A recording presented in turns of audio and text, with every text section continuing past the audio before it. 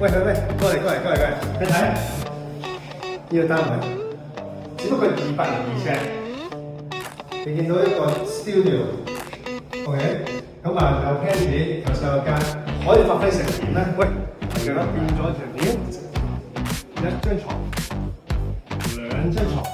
如果我哋收租嘅話咧，你絕對可以租俾2位學生。點解係學生啊？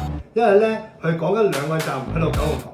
九龍塘咩學校啊？有城大、有浸大、有公開大學，再唔係落紅磡，仲有一個理工大學。翻上去仲有中文大學。喂，呢度嗰陣市中心嚟嘅，市區喎，3分鐘到地鐵站，想點啊？